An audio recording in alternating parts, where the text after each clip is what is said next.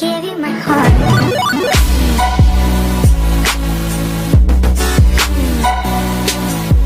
What did he say? I'm going like this to the bacteria.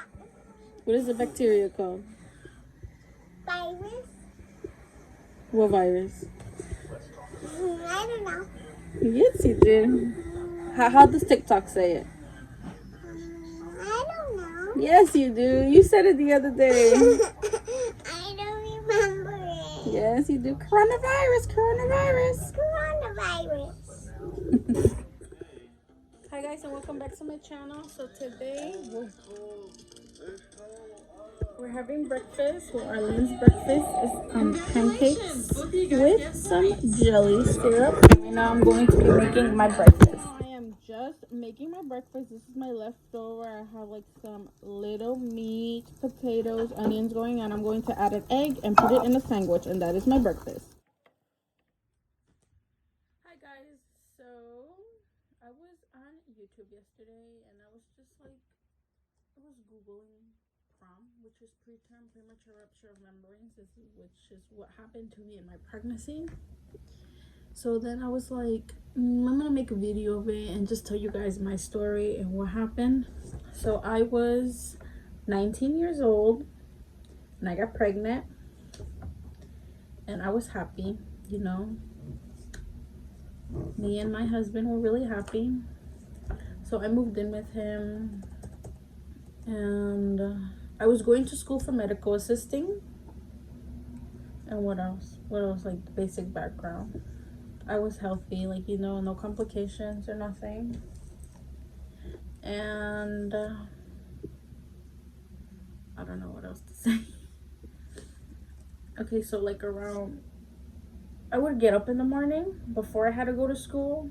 I would get up, I had to be at school at 8, so I would get up like around 6:37 in the morning, get ready, and I don't know why, but I would get up, put like pants on, and I would feel like a little gush of fluid come out, right? But I thought it was just like pee, like I peed on myself a little bit because pregnant women pee on themselves, right? That's what I was told.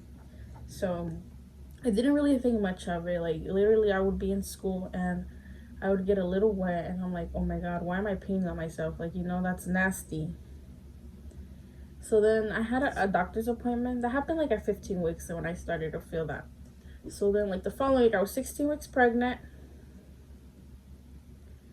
and I went to my OBGYN. I had a doctor's appointment and I just told him, I was like, yay, I get like, I feel like I'm peeing on myself, like it's like water, it's like clear water, and it's like when I stand up or like any movement I feel like a little gush of water coming out. And then he's like, oh, don't worry about it, it's discharge, like, you know, it happens, watery discharge, it happens, it's normal, don't overthink it. Okay, so at 9, sorry if I'm looking over here, because my laptop's over here and I have my notes.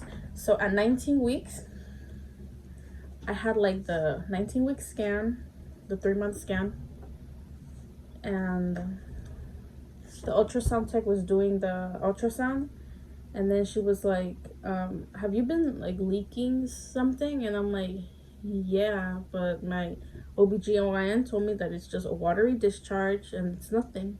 And then she said, okay, I need to get a doctor over here. So that me and my husband like were worried because I didn't see a baby, nothing, like it was just like black. And then I started crying, and then he would always tell me like, oh, don't cry, like everything's going to be fine. The doctor came and then he told us like, oh, you have no fluid. And then we're like, oh, he's like, oh, we're just gonna check you, like, you know, if your water's broke, because if it's not that your water's broke, that means that your baby's kidneys are not working. So they did the thing, they stuck the thing inside of me, they checked for fluid, and it came back positive that I am leaking fluid. So he was like, well, that's good, I guess your kidneys are working, but there's no fluid, and unfortunately we can't put fluid in you, nothing we could do, you have to, you know, terminate your pregnancy. And then he's like, come back in 3 days, maybe you're just dehydrated. I'm like, okay. Like, he's like, maybe if you drink water you'll get fluid. Okay. So he put me on bed rest, told me to drink a lot of water, and that's what I did for 3 days because it was Wednesday and I had to go back on Friday. No, Tuesday, and I had to go back on Friday. So I went back on Friday and still no water. I drank like a lot of water and I still didn't have fluid in the baby, around the baby. And that's when I was told like to completely terminate my pregnancy. He was like, there's nothing we could do. Your baby's gonna be born with premature lungs. She would die instantly. She will have organ failure. She will be born with problems, and you guys are too young to have that type of responsibility. Why would you want to take care of a sick baby the rest of your life? Like, you guys can terminate this pregnancy in a couple of months, try again, and you probably won't have this problem. You have a normal pregnancy. So he told us to go home and think about it, and if we wanted, he gave us like his card and to call him so he could do the termination. He would take the baby out. So we went home, and like a lot of tears. I started crying a lot, and then he was like, no, I don't think we should terminate. Like, maybe like we should fight for her. Well, we didn't know it was a her, but like we should fight for the baby. And then I was like, yeah, I guess you're right, but I'm scared. What if she dies? Well, it wasn't a she because we didn't know. But like, what if the baby dies? And then he said, well, the baby's not going to die. We're not gonna let the baby die. But it's just like, you know, like with the thinking positive. So that's what we did. We didn't go back to the hospital. So I was living with my husband. So then I called my mom crying, like, oh no, they told me to terminate the pregnancy. They told me to terminate the pregnancy, Mom. I don't know what to do. So my parents, like, you know, they got out of work. I think they used to get out of work at 4:30 at that time too. So then they're like, oh, do you wanna go back home? Like, you could come back home. And like, you know, like, because I live on the 3rd floor, so it was like easier. Like, if I had to go to the doctor's appointment, my parents live on the 1st floor. So they're like, you could come back home, you know, and like you're comfortable here and everything. So I did. I left. I went back to my parents' house, and I was at my parents' house Friday, and then Saturday my parents were like, oh, you guys should go to, like, you know, to a different hospital. Go to a different hospital, get another opinion. Like, maybe he's wrong, maybe it's not fluid, maybe, like, you know. So we did. We went on Saturday night to another hospital, and they checked, like, I just told them, like, oh, I'm leaking fluid, like, you know. So they did like an ultrasound. I went to the emergency room, and then they did an ultrasound, and they did the test again, and they came back positive that it was amniotic fluid. I was leaking. And then they told me to go back on Monday morning, to go to the labor and delivery building so they could do a good ultrasound, like an in-depth ultrasound, to see like all the pockets in the baby and everything. So I went back on Monday, and they did the ultrasound, and I had 0 fluid, like absolutely nothing. And then they told me the same thing. They sat me in the room. They're like, this is hard, but we recommend you terminate your pregnancy because there is no way your baby's going to live. If you want, we could try, but you have to wait until you're 23 weeks to be admitted to the hospital. Right now you are 19 weeks, so you have 4 weeks that you're going to go back home. And if something happens in those 4 weeks, we cannot do anything. We cannot get involved with the baby because it's no possible way. There's no equipment that small to help the baby survive. When you're 23 weeks, the baby's a little bit bigger, and come back. So that's what I did. They changed my OBGYN to one like in their hospital. And I changed my OBGYN. Then at 21 weeks, I had another ultrasound, and I had 7 AFI of fluids, which is good because I went from 0 and then I went to 7. I was on strict bed rest, you know. I didn't get up for anything, didn't do anything. Strict bed rest, drinking a lot of water. I was reading, like, you know, taking vitamin C, and drinking stuff with electrolytes will like build up your fluid, and your baby have fluid and stuff. So that's what I was doing, you know, just reading, you know, crying, praying, everything possible. 21 weeks, I had 7 of AFI, and that day we found out the gender. It was a little girl. Her name is Arlene. What else? Then 23 weeks came, which was June 3rd of 2015. I was giving a round of steroids on my thigh, which hurt a lot. I was given magnesium, and I was given IV, like, you know, for fluids and stuff. They were constantly checking me. The baby was okay. And then at 25 weeks, I was 25 weeks already, 2 weeks in the hospital. I just, a big gush of red blood, and I was so scared. I thought like I miscarried or something happened with the baby. And they sent me to labor and delivery. I was on the 2nd floor, and I went up to labor and delivery, which is the 3rd floor in the hospital. I went upstairs, and they monitored me for 36 hours. I was there for 3 days, but they were telling me like, oh, if you keep bleeding, we're going to have to take the baby out. 25 weeks is not really good odds, but you know, we're gonna try to do everything to keep the baby. We think it's your placenta that's detaching, that's why you're bleeding. The bleeding eventually, like, you know, it was like a bright red. It went to a really light faded pink. It was like pink mixed up with the fluid, with the clear water fluid, amniotic fluid that was leaking. So it was like a really light pink. So they weren't really worried about it. So they let me go downstairs. They're like, okay, now like you're on strict bed rest. Before they used to let me get up, you know. And then they're like, no, strict bed rest. And then like 2 weeks later, I was like 27 weeks flat, 27 weeks. I started bleeding like randomly, like, you know, like, oh, like red blood. And I would tell the nurse because they made me like put pads so they could just check. So at 27 weeks, I started like, you know, the pad was like blood, and I was like, yeah, I'm just like bleeding a little bit, right? It was like that every day. So on July 7th, I was 27 weeks and 6 days. I bled a little bit heavier than I was doing the other couple of days. They put me on the fetal monitor, and then they're like, you're having contractions. We need to take this baby out right now through C-section, because like you pushing and stuff, you're just going to like make it hard for the baby. She's really little. Every doctor came to talk to me, like, you know, NICU, what else, everything, NICU, you know, cardiology, pulmonologist, respiratory therapist, everybody came to talk to me, nutritionist. Like right before I delivered my baby, they're like, you know, the odds are really hard, so just prepare yourself, like, you know.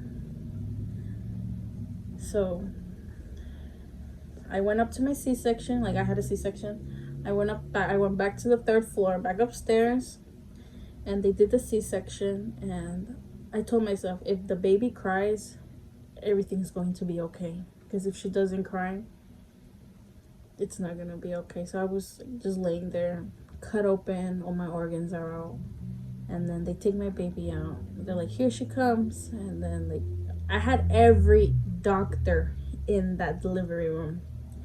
Like I said, it was a cardiologist, a pulmonologist, respiratory therapist, the anesthesia guy, audiology, pediatrics. Everybody was in there. It was like a big room full of people, like paparazzis. Like that's how many people were in that room. And well, she cried. She came up crying, and she was rushed to the NICU. You know, she needed oxygen. They put her on a vent for 1 week. Sorry, it's because I really don't remember these things. They went on my Tumblr, and I just grabbed the stuff. She was on a vent for 1 week. She went to CPAP. She was on high CPAP for 5 weeks. And she went on low CPAP for another 2 weeks, right? So we're talking about like September, like, you know, July, August, September. On September 28th, she was already on low CPAP, you know, low CPAP. And September 28th of 2015, it was like, I think it was a Friday. I went in, like, you know, to the NICU, my normal routine. I would go drop off my little sister to school, and I would go to the NICU to go see her. Right after I drop off my sister, I would go to the hospital to go see my baby, spend some time with her, you know, carry her and everything. And then I go there, and like in the NICU, they separate the babies. Like, you know, the very intensive ones are in the front, and like the ones that are almost going home, not that much, like, you know, struggling, they're in the back. My baby was already in the back, which is good. Like, you know, you don't want your baby in the front. That means that, you know, the nurse's station is there. They're just checking on them. So my baby was in the back already. And then when I went downstairs to the receptionist, like, I just told them, like, you know, baby Estrada. And then there was a room change, right? And then I'm like, okay, like, didn't think much of it. Went up to the NICU, which was on the 3rd floor. Yeah, the 3rd floor, labor and delivery, 3rd floor. And I see, like, a lot of doctors around my baby. And I'm like, okay. And then she's like, yeah, we were just about to call you. She just started, like, she's like breathing really heavy. It was like almost like it was hard. Like her heartbeat was like at almost 200 beats per minute. Like it was really bad. Like she was like suffering to breathe. They had to put her back on the vent. And then they're like, okay, she needs to be transferred to a children's hospital right now. She has an open PDA and she has pulmonary hypertension, and it's not looking good. It's not looking good. So they found a place in New York City. I'm from New Jersey, so we went to New York City. They transferred her to New York City, to Morgan Stanley Children's Hospital, New York City. And they did an echo over there. Yep, it was like a big PDA. They're like, okay, we need to close it. We're gonna give her like some medication. Maybe it closes, like. But it was pretty big. They like, I don't think it's going to close, but you know, it was Friday. We're gonna give her till Monday. Like the medication is doing, she's doing good on the medication. You know, she's breathing better. And so Monday came. We're gonna operate on Monday because I completely doubt that she is going to, that the PDA is gonna close, because it never closes. Okay, so Monday came. And they're like, okay, we're gonna call you, like, you know, when we're getting her ready for surgery, whatever, right? So it was early in the morning. They didn't call me. So me and my husband, like, you know, we drove to New York. We went every day to go see her, but like that day he didn't go to work that day. We're like, okay, we're gonna go to New York to go see.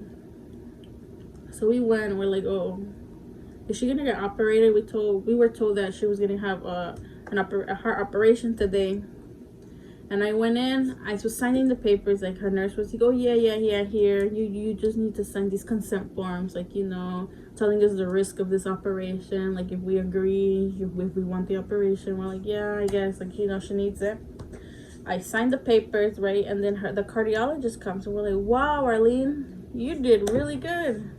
Your PDA is really small. And then I'm like, so she's not getting operated? And then they're like, you have a miracle baby, because no one's PDA ever closes. And we were just like in shock. We're like, so she doesn't need to get operated? And then she's like, no, she does not need a heart operation. We're just gonna keep her on the Lasix, you know, we're just gonna work on feedings because she's breathing so much better. Okay, so they did that, you know, like on October 20th, she went back to Hackensack Hospital, New Jersey. And it was just like, she just needed to gain like 3 pounds, and she needed to consistent feeds.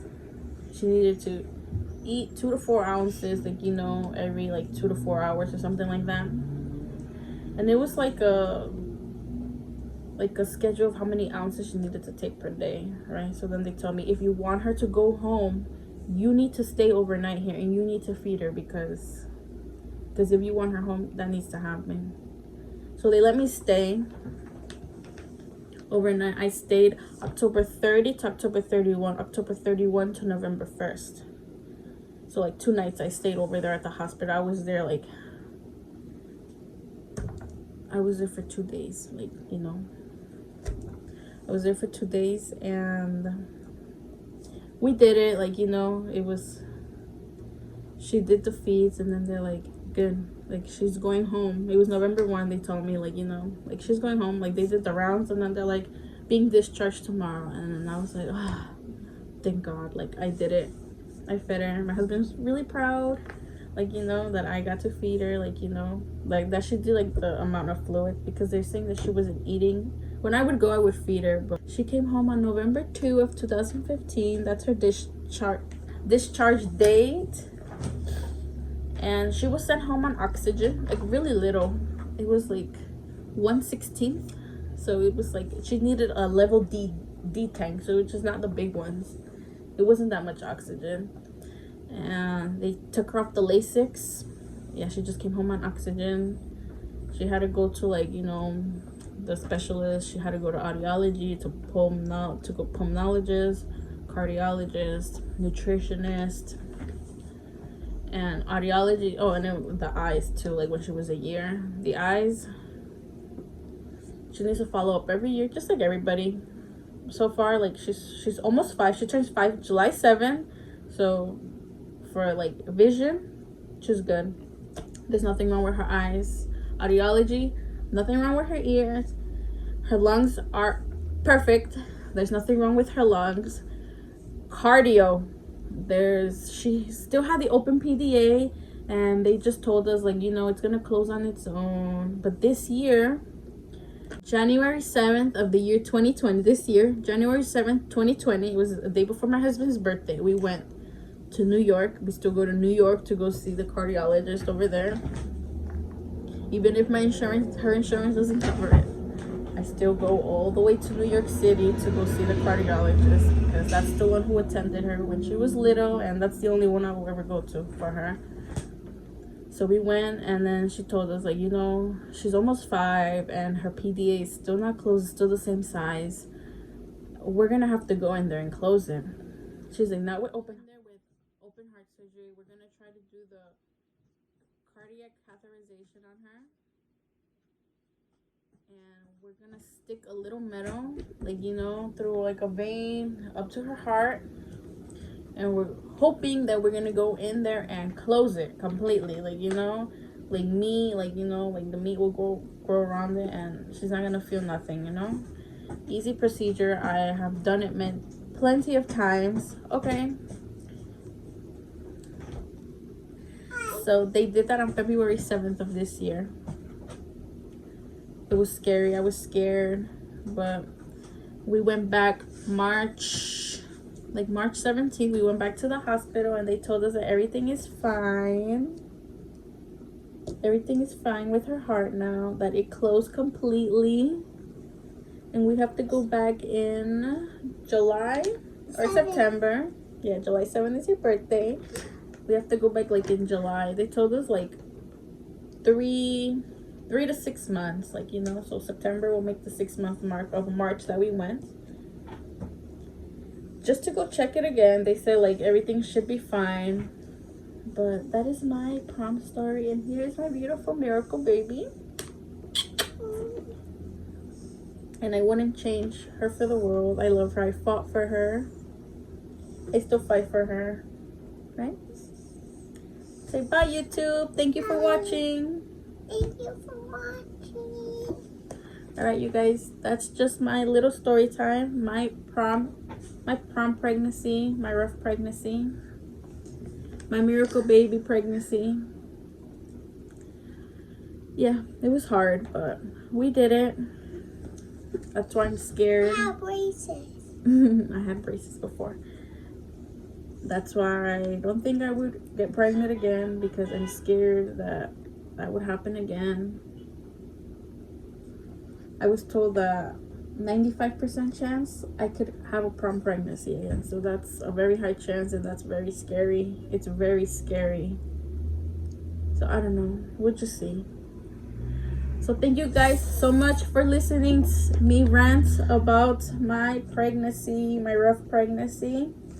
Thank you so much for watching. Please don't forget to like, subscribe, and turn on your post notifications. Say bye.